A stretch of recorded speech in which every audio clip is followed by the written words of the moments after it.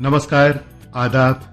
स्वागत है आप सभी का आपके पसंदीदा एहसास आपके अल्फाज हमारे कार्यक्रम में। आज पेश है मशहूर लेखक सादत हसन मंटो की लिखी पति पत्नी की नोकझोंक से भरपूर चटपटी और खूबसूरत कहानी अकल दाढ़। लोकेश गुप्ता और शालिनी सिंह की आवाज में।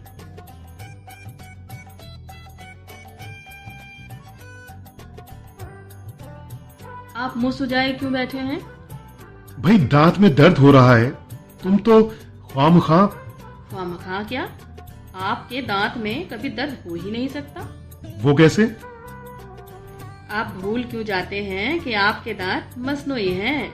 जो असली थे वो तो कभी के रुखसत हो लिए। लेकिन बेगम, भूलती तुम हो। मेरे 20 दांतों में सिर्फ 9 दांत मसनूई हैं, बाकी असली और मेरे अपने हैं। अगर तुम्हें मेरी बात पर यकीन ना हो तो मेरा मुंह खोलकर अच्छी तरह मुआयना कर सकती हो। मुझे यकीन आ गया। मुझे आपकी हर बात पर यकीन आ जाता है। परसों आपने मुझे यकीन दिलाया है कि आप सिनेमा नहीं गए थे, तब मैं मान गई। लेकिन आपके कोट की जेब में टिकट पड़ा था। वो किसी और दिन का होगा। मेरा मतलब है आज से कोई 2-2.5 महीने पहले का, जब मैं किसी दोस्त के साथ पिक्चर देखने गया हूंगा। वरना तुम जानती हो मुझे फिल्मों में कोई खास दिलचस्पी नहीं है। तुम तो खैर हर फिल्म देखती हो। हाँ, मुझे फुर्सत ही कहाँ होती है। फुर्सत ही फुर्सत है।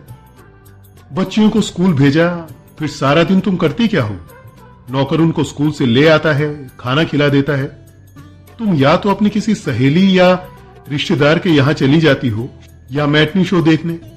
शाम को फिर दौरा पड़ता है और चली जाती हो फिर कोई और फिल्म देखने। देखिए, ये सफेद झूठ है। ये सफेद है ना काला, हकीकत है। आपके दांत का दर्द भी क्या हकीकत है? चटाक चटाक बातें कर रहे हैं। सबसे बड़ा दर्द तो तुम हो। इसके सामने दांत का दर्द क्या हकीकत रखता है? तो आपने जिस तरह अपने दांत निकलवाए ना, उसी तरह मुझे भी निकाल के बाहर कर दीजिए। मुझ में इतनी हिम्मत नहीं। इसके लिए बड़ी जुर्रत की जरूरत है। आप जुर्रत की बात तो ना ही करें। आपको मुफ्त में एक नौकरानी मिल गई है जो दिन रात आपकी खिदमत करती है। इसे आप बरतरफ कैसे कर सकते हैं? गजब खुदा का, तुमने दिन रात मेरी क्या खिदमत की है पिछले महीने। मुझे जब निमोनिया हो गया था तो तुम मुझे बीमारी की हालत ही में छोड़कर सियालकोट चली गई थी। वो तो बिल्कुल जुदा बात थी। अरे, जुदा बात क्या है? मुझे आपको मालूम है, अपनी अजीज तरीन सहेली ने बुलाया था कि उसकी बहन की शादी हो रही। और यहाँ जो मेरी बर्बादी हो रही थी उसका क्या? आप अच्छे भले थे। मैंने डॉक्टर से पूछ लिया था और उसने मेरी तशफ़ी कर दी थी कि तशवीश की कोई जरूरत नहीं है। निमोनिया का अटैक कोई इतना सीरियस नहीं। फिर पेनिसिलिन के टीके दिए जा रहे हैं। इंशाअल्लाह 2-1 रोज में तंदुरुस्त हो जाएंगे। तुम सियालकोट में कितने दिन रही? कोई 10-15 दिन। इस दौरान में तुमने मुझे कोई खत लिखा, मेरी खैरियत के मुतालिक पूछा?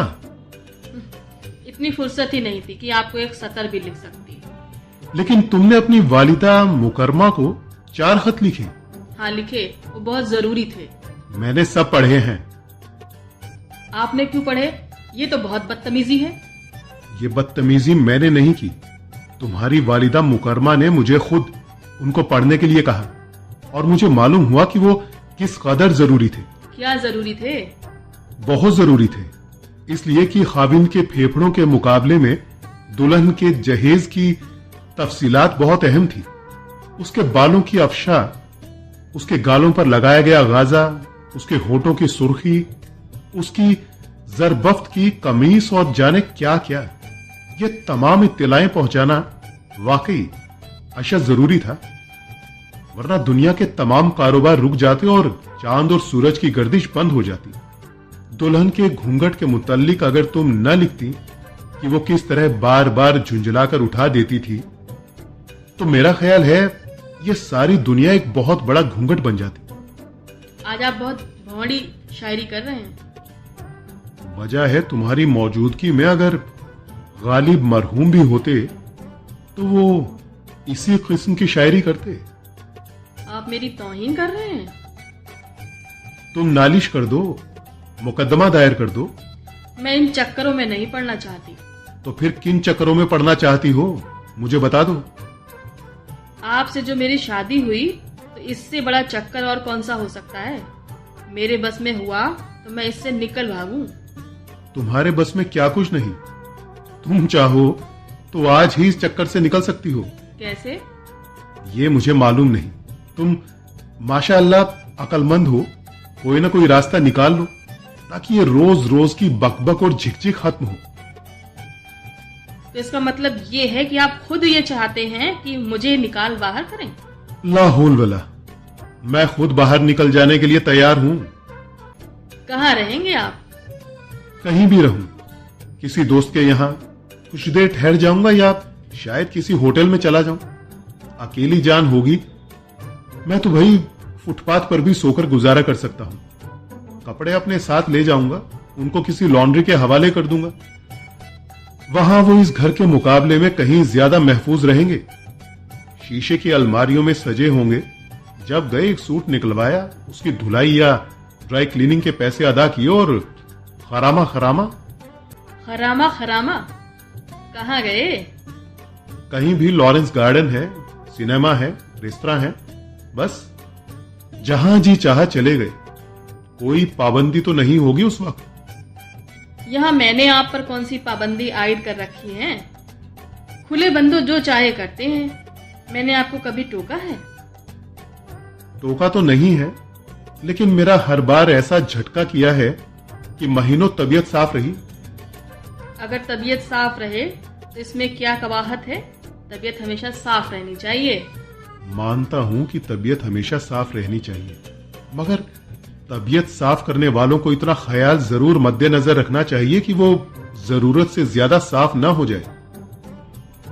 आपके दांत में दर्द हो रहा था। वो दर्द अब दिल में चला गया है। कैसे? आपकी गुफ्तगू हर किस्म के करिश्मे कर सकती है। दाढ़ में शिद्दत का दर्द था, लेकिन आप खुदा मालूम क्यों तशरीफ ले आए और मुझसे लड़ना झगड़ना शुरू कर दिया कि वो दाढ़ का दर्द दिल में मुंतकिल हो गया। मैं ये सिर्फ पूछने आई थी कि आपका मुंह क्यों सूजा हुआ है। बस इतनी सी बात का आपने पतंगड़ बना दिया। मेरी समझ में नहीं आता कि आप किस खोपड़ी के इंसान हैं। खोपड़ी तो मेरी वैसी है जैसी तुम्हारी या दूसरे इंसान की। तुम्हें इसमें क्या फर्क महसूस होता है? फर्क? साख्त के मुतालिक मुझे कुछ महसूस नहीं होता, लेकिन मैं ये वसूख से कह सकती हूँ कि आपकी खोपड़ी में यकीनन कोई नुक्स है। किस किस्म का?